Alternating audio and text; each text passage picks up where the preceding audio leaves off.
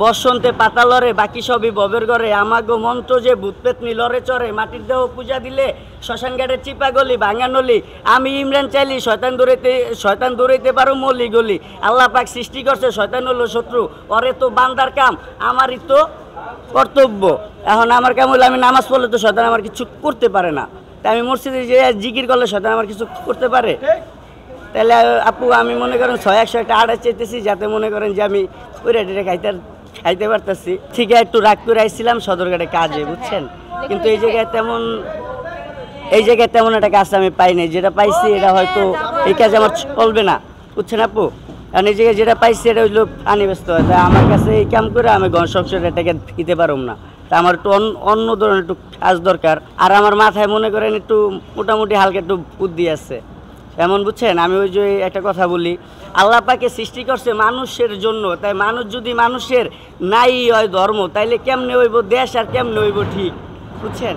এবার আমি একটা পয়েন্ট দিই, আপনি শুনেন। এমন ধরেন ওই যে ওই গান যেমন বলে, আমি চাইছিলাম 100-100 একটা 28 পেলে আমি কিছু মনে করেন গান টান কইয়া একা দরকার ছিল, বুঝছেন। তো আপনারা আমি একটা বয়ান মারি, বয়ানটা শুনেন। আর মনে করেন এমনি তো আমার ওইব না, আর এমনি আমি আইসি আজকে 7 দিন, বুঝছেন আপু। কোথেকে আসছেন আর কেন এই যে উড়ান থেকে আইসি, আমার আইডি কার্ডটার মনে করেন যে এখন এই তো হইব, ওই যে কম্পিউটার দোকানে গেলে আপু 150 টাকা লাগবে মেসেজ আইসে, বুঝছেন। এখন মনে করেন এটা দরকার ছিল, তো এখানে চাকরি খুঁজতে আছি, কেউ চাকরি দেয় না। কি চাকরি চান? একটা মানে দেখা যায় এটা গাড়িতে ঘুরিতে, বা দেখা যায় আমি তেমন একটা পড়ালেখা করি নাই, 4 পর্যন্ত পড়ছিলাম। আর ওই অনুযায়ী যদি আপনাকে কোনো চাকরি থাকে তাইলে আছে, আর না থাকলে আমার এদিকে কারোর সাথে যদি একটা গাড়ি ঘুরিতে যদি ধরাই দিতেন তাও চলতো, মানে কিছু টাকা পাইতাম, আইলে তাইলে আমি মানে দেখা যায় করতে পারতাম, বুঝছেন।